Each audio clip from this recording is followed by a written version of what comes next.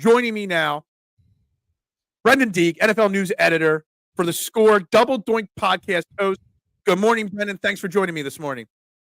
Hey, Phil, what's going on? How's your Friday doing? Or how's your Friday going, I guess? Yeah, Friday's going great so far because we wake up and it just sunk in a little bit more that the Eagles made such a great trade yesterday, bringing in Jahan Dotson from Washington. So let's just dive right into it. When you heard that news break yesterday, what was your instant reaction to that trade? This is good business by Howie Roseman. I like the move right at the gate. When I saw that the 5th round pick was also coming back, I was like, damn, like this looks like good value. This is a trade that I would have made just right at took me 5 minutes to realize like this is something that I would have done. I know like the wide receiver 3 position isn't like get heavy usage on the Eagles offense. However, it is an important role. Like there's about 1,100 snaps that they need to replace from last year. Like, and it was filled by Julio Jones. Britton Covey got some run at some point. Quez Watkins, like they went through a boatload of guys last year. I'm trying to remember if I'm missing it. Olamide Zaccheaus as well. So they needed to fill that role. And John Ross, Johnny Wilson, they had Britton Covey running in camp. Like there were a ton of guys they were trying to fill that hole with that just wasn't working in camp. It was a clear hole that they need to fill. And when I was counting the targets, there was also 66 targets that went through the guys that I listed before. So they needed to do something at this position. And it also just adds depth behind. If someone gets hurt, I think it's the big one here. Like if Devonta Smith or AJ Brown suffer like a knee sprain, they go down for 6 weeks or they're out for an extended period of time. Like John Ross was wide receiver 2. And that's what I keep bringing up. That's what, like, because it does obviously make the slot position better than it was last year, better than it was going to be before the trade. But we've been blessed with A.J. Brown, Devonta Smith. I think they combined missed 1 game over the last 2 years. I mean, law of averages, maybe one of them gets hurt. You don't want John Ross. You don't want Quez Watkins or Zaccheaus filling in that spot on the outside. Jahan Dotson can, and he has played, I mean, just as many snaps on the outside as in the slot in his 2 years in Washington. Yeah, so I think when I was looking up this, like his usage last, right when the trade was made. So the stats that I found, 45% in the slot, 55% outside. He actually played around 70% on the outside in 2022 and about 30% in the slot in 2023 or in 2022. Sorry. So his outside usage was surprising to me. Like when he was coming out of Penn State, he kind of seemed like a slot guy only, kind of like a shifty guy, can get open, is able to do like kind of deep crossers through the middle. And then he was kind of used differently in Washington. Now, another reason why I love this trade is it kind of just opens up a bunch of opportunities for Devonta Smith to come inside, AJ Brown to come inside. Like it doesn't handcuff them where they have to put these guys in specific spots. So he's versatile as well. And I think he fits really nicely with these two. He's also a Philly guy, went to Penn State, and the equivalent of the draft pick when from the charts that I was looking at, it's about a mid 4th round pick to an early 5th round pick, which is good because I was looking at like wide receiver contracts over the last couple of years. So like, let's say they needed to do something about this in free agency this year or last year. You're looking at giving a guy like Darnell Mooney signed for 3 years, $39 million this offseason. Like, and that would be kind of the ballpark that you're looking to hit on. And I wouldn't want to give up 8 to 12, 13 plus $million for a wide receiver 3. Like, this is a smart way to attack it. You give up a late A3 pick and you have him under contract for 2 years and only $4 million cap hits over the till 2025. So I just think it was more nice Howie being just Howie, just thinking next level, playing chess, not checkers with the rest of the NFL. And this is how he's attacked the wide receiver position, which I think is smart. Like he made the trade for AJ Brown, he traded up to get Devonta Smith. He hasn't attacked like the free agency wide receiver market is a gong show. Like that's not where smart teams kind of fill that roster spot. So yeah, I just think it was good business by Howie. Absolutely. So how do you think that? I mean, because there's been a lot. We're now over with camp. Obviously, tomorrow's the final preseason game. Then Howie cut down season starts. How do you see now that you've got Dotson here? How do you see the rest of the wide receiver room playing out? Because I track, the average amount of, people that make the, initial 53-man roster. He did only keep 4 on the initial roster last year. He normally keeps 5. I think once he kept 7 over the last 6 or so years. Obviously, Dotson being here pushes everyone down the line a little bit here. who do you think's the odd man out, and who's going to be the ones that make these final roster spots? I think the biggest losers here were Paris Campbell and John Ross. They're expendable. Yeah, absolutely. They're on 1-year deals. They were basically dart throws at the wall to see if they can fill this position. So I think they're the biggest losers of this trade. Johnny Wilson's a lock, in my opinion. He's going to get a roster spot, so that's 4. And then from there, like, is Britton Covey a lock? They seem to really like him in the building. He played really well in special teams last year. He's one of the best punt returners in the NFL. So does he fill that role again? Now, they did draft some guys that can do that, like Anais Smith is a guy that technically can return punts. They have a few other guys. So, like, are they going to keep Britton Covey just for special teams? And then Anais Smith as well. Apparently he has, he hasn't played very well at the start of training camp. He was starting to show a little bit of juice towards the end. Do you really want to put a 5th? Was he 5th or 6th round pick? I think he was. He was 5th. Johnny Wilson was 6th. Yeah. So do you really want to put a 5th round pick through waivers for the chance of him to get scooped? So they have some tough decisions to make here. But I this trade to me, like, you says that John Ross and Paris Campbell are not making the roster. So one of them was going to. Yeah, I think Howie loves to play the game of who can get to the practice squad. And in this day and age, with the new kickoff return rules and all the different rules out there, last year they were able to get Britton Covey through the practice squad to start the season. That's why he wasn't part of it. Then they eventually added him to it. I think they could get Johnny Wilson through to the practice squad. I know he's had a really good camp, but he's a 6th round pick. I mean, he started off hot, got banged up a little bit. I don't think any team is going to just, rush to scoop him up. So I'm kind of debating between him and Smith making that 5th wide receiver spot there. I don't know, but Britton Covey, I don't even think is a lock to get picked up if they pass him through the waivers. Yeah, and to your point, like, I just kind of going by what the team is telling you, like, Johnny Wilson was getting a lot of run at wide receiver 3 before the trade. So it does signal that they did really like him, and he's been out with a concussion, I think, for the last maybe just over a week.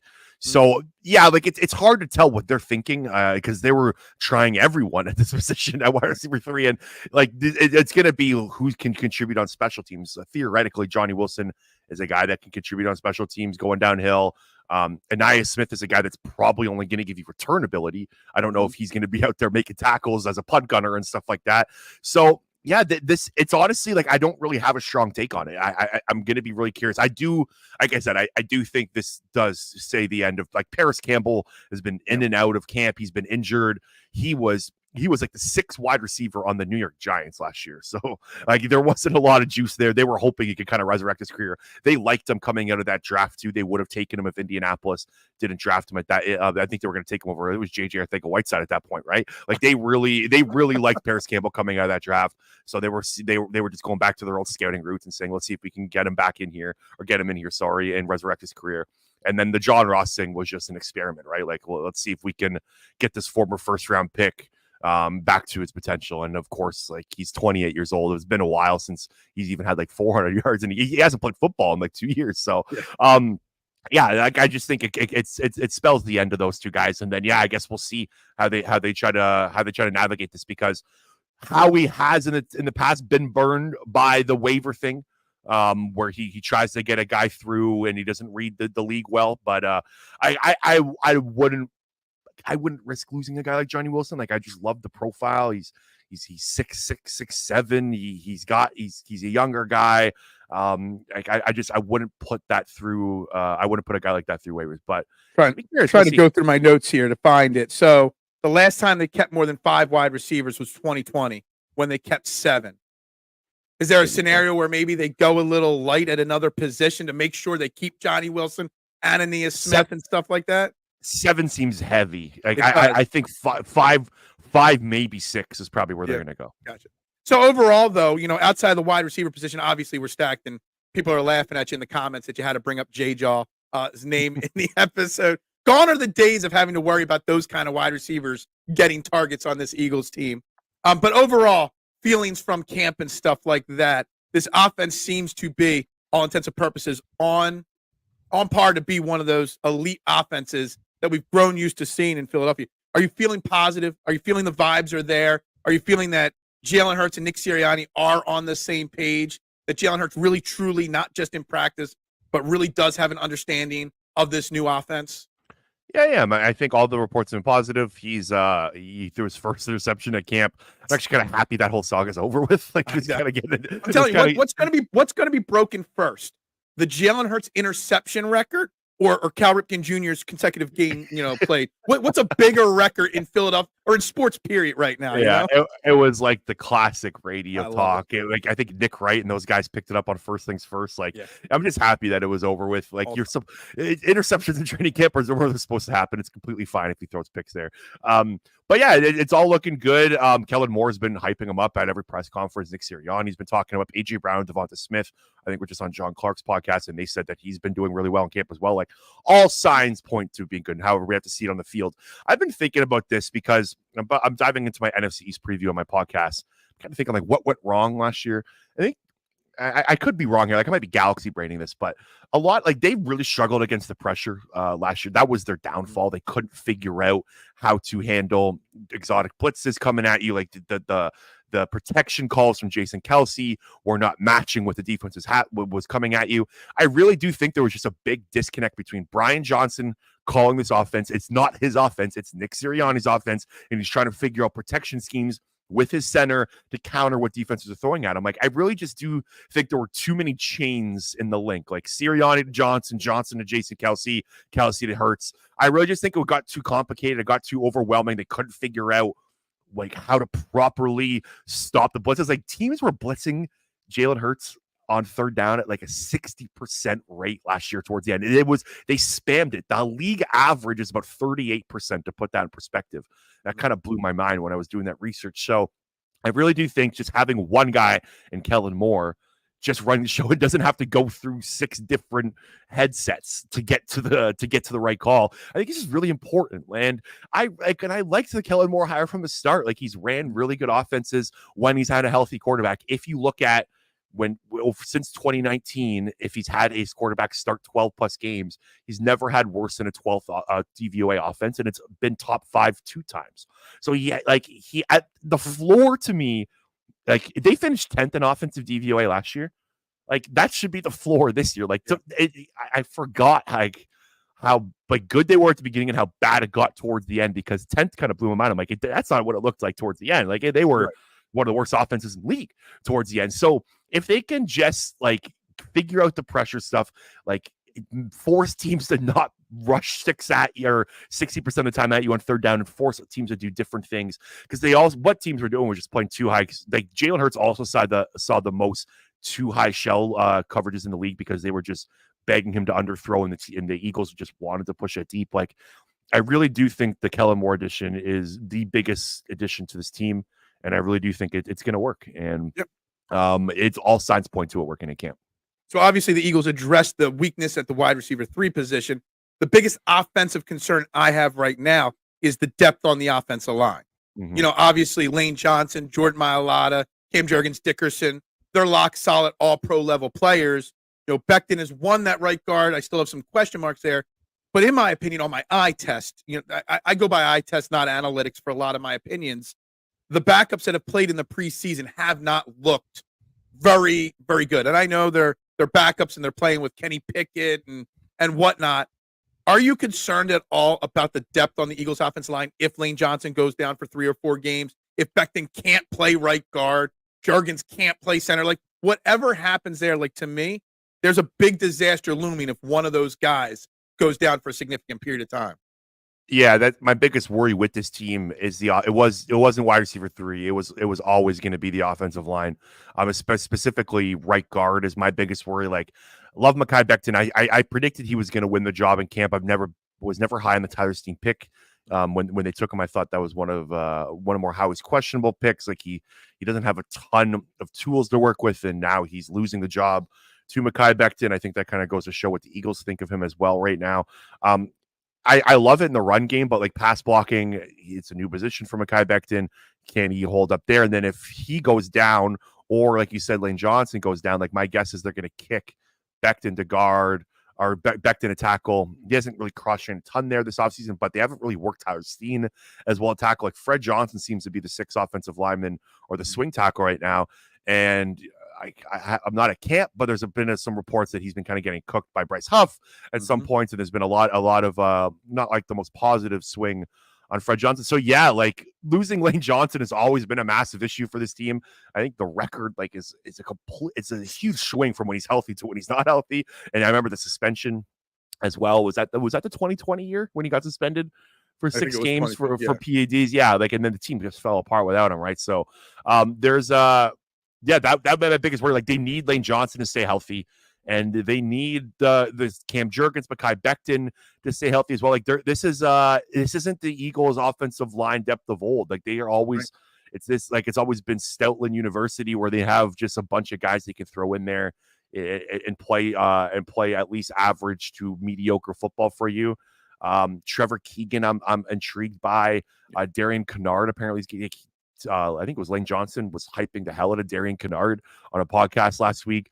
So like there's some intriguing guys, but like very unproven. You don't go into a season with intriguing guys when you're trying to win a Super Bowl. Yeah. You know what I mean? Like, you need guys, you know what you're getting.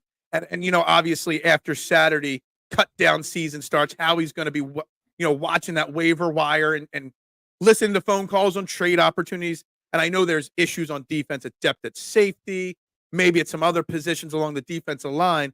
But I think Howie's biggest target and eyes are going to be mostly focused on trying to find someone that's on waivers that can play guard, play tackle, play everything, play back. I still don't know what you do at backup center. I know the Eagles like Brett Toth, in that role, but I mean, he didn't look that great in the last 2 preseason games. So, like, I think Howie's going to have all of his focus on this waiver wire, focused on offensive linemen that are getting put on it.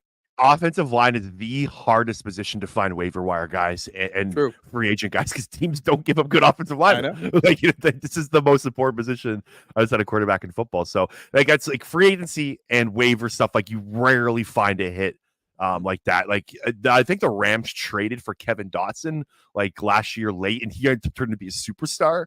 Like, the Steelers must be just like ripping their hair out from that one. Like, that's like a 1-of-1 kind of situation where you see like a guard flip in the summer and turn out to be good. Like, it just rarely doesn't happen. So like I agree with you how he's going to be eyeing the waiver wire, but it's probably going to be the guys that are on the roster going into week 1.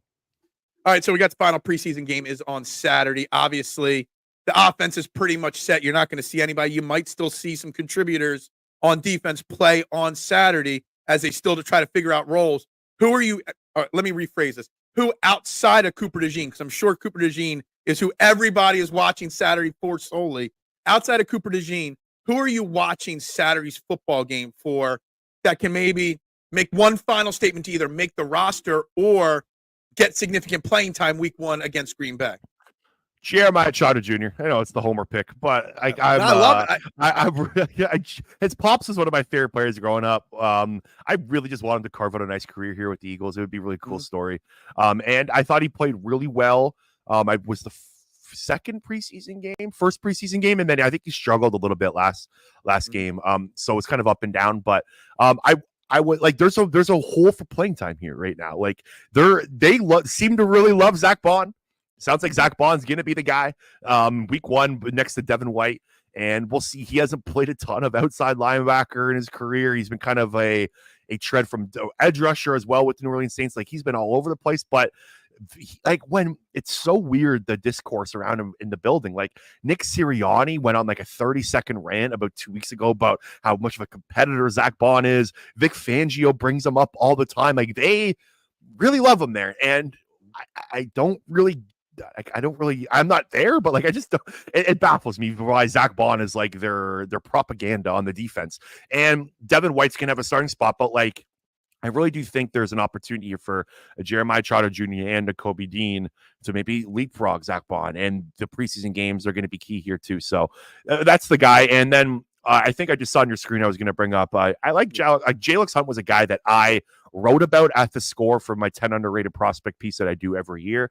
I was high on him. I really do think that I did think he was a perfect fit with the Eagles. I didn't think he was going to go as early as the third round. I thought they were going to be able to get him in the fourth, but I thought it was a perfect match. He visited, like the Eagles targeted him as a visit as well during the draft process. And he's been showing up. Like a lot of the beat writers are saying that he's been a surprise at camp. I think he beat Fred Johnson for 2 sacks at the last training camp practice from what I saw.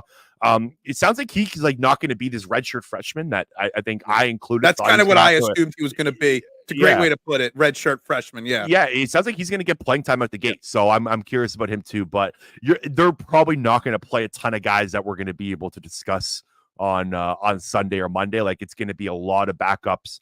The most intriguing part is to look at who plays and who doesn't. Like that's where you get the most information of more than actually watching the guys on the field. Back to the linebackers. I actually have said it a couple times, kind of sarcastically, but kind of maybe I'm exaggerating when I say it, but I keep saying that Zach Bond and Devin White won't be your starting linebacker duo by week 3.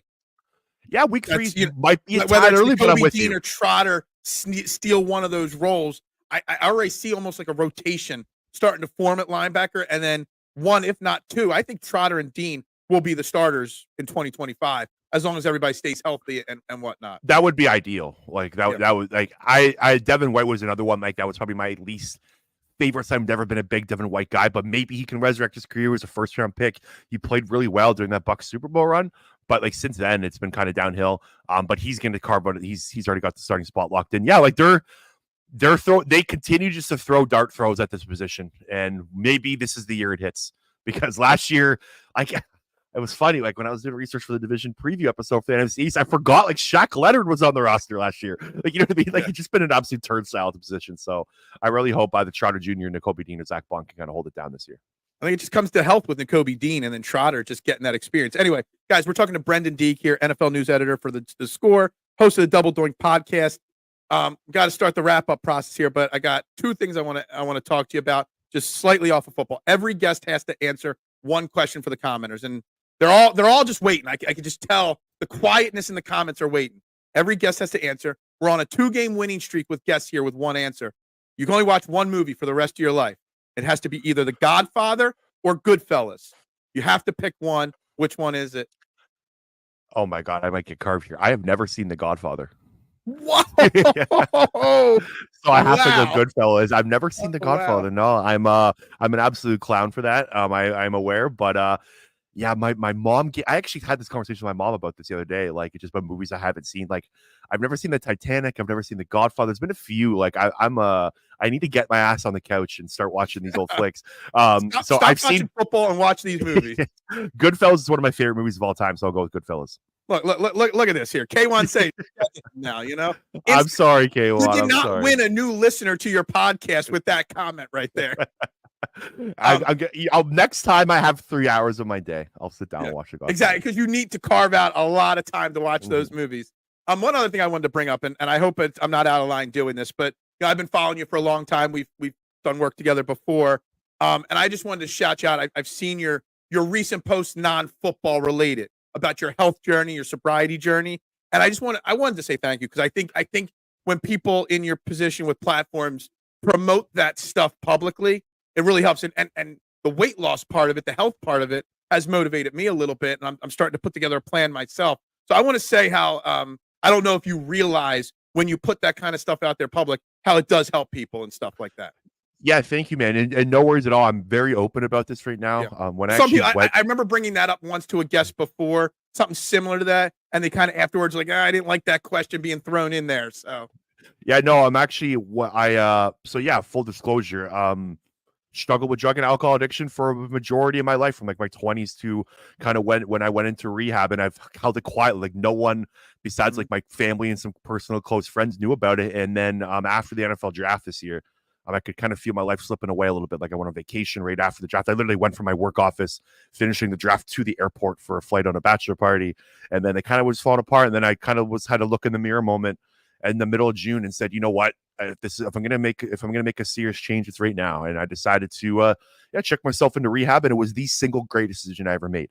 And when I was in rehab, I told myself, like, if this is gonna work, I have to be open and honest with everyone about it, including my family on social media. Like, I have my Canadian, like, I'm from Toronto, Ontario. I have my Canadian family and my personal friends. There are some comments asking if you're Canadian with the accent. So yeah.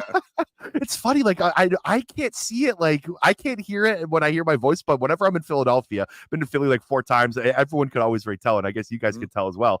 But yeah, so like I have my family in Philadelphia on social media, and like I have a lot of close friends that I keep in touch with through DMs and whatnot. I got a lot of phone calls from a bunch of people right after on Twitter, and like I had so many people reach out. And I said, like, I have to be honest with them if this is going to work as well. And it's been great. Like today, I am 71 days sober. I feeling the best I've ever felt my entire life. And I couldn't imagine going back to my old life. And it's because of being open and honest. So if I'll say this, if there's a listener out there that's struggling and needs someone to talk to, my DMs are open because now I have to give back because people have given back to me. And yeah, life is beautiful, man. And I really appreciate bringing this up because I love talking about it. Yep. I think there's a stigma around it that needs to go away, and I'd be happy to help everyone on the internet and people that follow me realize that it's okay to struggle. It's okay to have these kind of issues, and you shouldn't be hiding it from anyone. Absolutely, I appreciate that. So, guys, Brendan Deeg, you can find him at Brendan Deeg _. You can find him on the Score. Where can they find the Double Doink podcast? Yeah, so you can follow my page. I post all my content there. I'm Brendan Deeg at Brendan Deeg _ sorry. Going through division preview series right now. I have a bunch we'll be starting to upload on Monday. I have really cool guests coming on those episodes as well. So I think we're about 3 in. I think we have 5 left to drop. And then the first Eagles only content episode will be out on Wednesday as well. So it's going to be a mix of NFL general content, Eagles only content, and then some gambling stuff, some like week 1 preview stuff dropping on Fridays every week. And then I'm going to mix in some sobriety content as well. I'm going to wait a little bit to kind of see how I want to attack that. But that's something I started briefly. Me and a friend of mine were doing some mental health shows and stuff like that. And it's a hard thing to open up for an hour or an hour and a half on a show about. Mm-hmm. It's hard to get that going, but it does help a lot of people. So. Yeah, and I love sobriety content. It's part of the reason why I decided to make the change and go get help is because I love hearing people's stories about it. So, and if I can help people somehow one person listens and gets help, then it's a success. That's awesome, guys. Make sure you guys find him. Brendan, thank you for your time this morning. I greatly appreciate it. And we'll do this again sometime during the regular season. Yeah, Phil, you're the absolute man. Anytime, happy to jump on. Enjoy your weekend. Thanks a lot, guys. That was Brendan Deeg right there. So let's get the wrap up. You guys got 5 minutes of bonus time today. So let's start the wrap up process. But I do ask you guys to give Brendan a follow. Brendan is a fantastic guy and a great Eagles writer and content creator. So find him on social media, find his podcast, show him support, and help him in support of his journey. Because the sobriety and the health thing that he's going through is fantastic to see.